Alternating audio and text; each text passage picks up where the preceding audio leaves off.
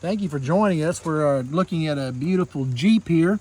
I'm gonna put my hand right down in there on the manifold so you can see that it is cold. And you just heard the key go in it. So I'm gonna have the owner start this. We'll do a cold start. Starts right up. Starts right up.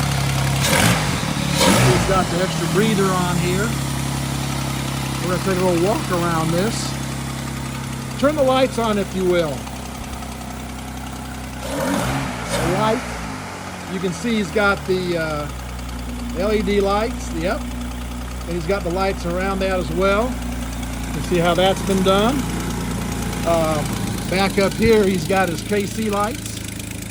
They'll turn right on. You got 2 of those, so that'll help you when you're out in the rough stuff. Trailer rated, of course. If a Rubicon, you would expect nothing less than that. We're gonna take a walk around it here. I got the owner here. You want to tell me a little bit about this vehicle? Sure. Did you buy this new? Yeah, I bought this brand new. Okay. Bought the truck in San Diego before we made a move to Austin, Texas. Okay. Now, we bought a farm property that had a water crossing, and if you know Okay. anything about Austin, there's prone to flash floods. Right. So it was built to cross water, not to go off road, and of course that was an intermittent thing when there was, when there was Right. a lot of rain. And then I moved to Switzerland, and she sat for a long time, for about 2 years on a tender, and I'd come back and keep her fresh when I was back, and then my wife got a job in Tryon, which is about an hour away, and well, this is not a highway car for that kind of thing. So we got her into a kind of a more seaworthy road vehicle. Okay. And much as I love this thing, I just don't have space for her, and I can't justify keeping her, but she's been really good to me, and I haven't had any trouble with it at all. Okay. And now, with a background in design and mechanical engineering, I turn my own wrenches and take care of things. So, So I take pride in what I do and what I have. Sure. I didn't come from much, so I like to take care of what I have, and absolutely, and it's been well cared for. So I'm religious about oil changes. Even with full synthetic, I do it like every 3,500, 4,000 miles. Okay. I'm changing oil well before it's time, and keep up on all the service stuff, and I've never been crashed.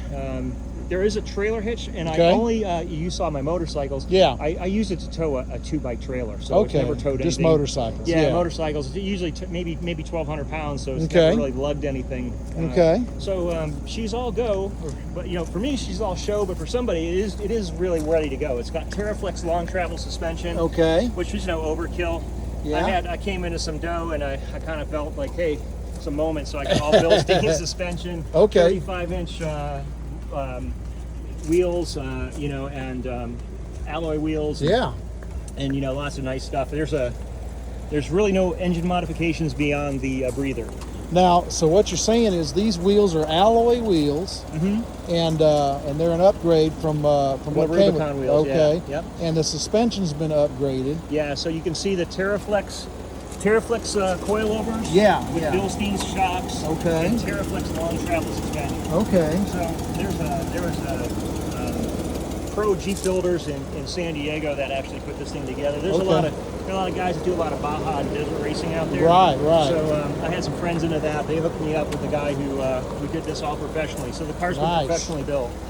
Well, I tell you what, you can take a Rubicon right out of the box and have all you need. But you've even taken it to a higher level than that, and these wheels are terrific. Especially having alloy wheels like that. And the missing caps, they are available from Method. I actually ordered one. It's sitting in the car. And then I lost another one, so they're easy to source. Well, I noticed you've also got a roof rack up here. Yeah, that's a roof rack that I use for carrying sailboards. You could take light lumber on it and stuff. I wouldn't. It's actually going through the fiberglass top, so you don't want a lot of real heavy weight. You wouldn't want to put 1,000 pounds up there, but if you need to take a sheet of plywood or something of modest weight, that's plenty fine. And, and the pads come with it. Yeah. Well, I tell you what, it's a beautiful vehicle, and just looking at it, the paint, it's all in really nice shape. And you got all, looks like you've been maintaining this properly with the right products to, you can see we got a little rain out here today, but it beads right up on that. The Back to Black is always a good product to kind of keep it looking fresh, because they do fade out a little bit. The Bushwhacker, was that something that was added? Yeah, these things were added, and also this this tailgate. This was a problem with this model of vehicle.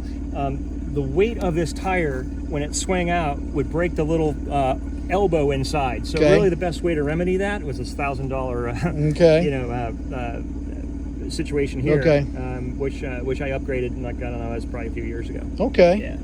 Well, I tell you, like I said, it's in really nice shape, and I didn't believe the mileage on it. You've got some miles. How many miles on it? Oh gosh, I think it's 126.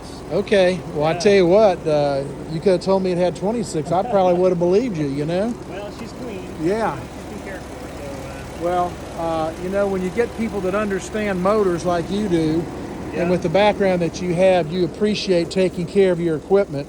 And you don't cut corners, and you don't put things off, and you don't know the word, what do they call it, deferred maintenance? That's not in your vocabulary. No, I tend to over-index on all stuff like that. Yeah. Well, I tell you, I appreciate you showing this to us.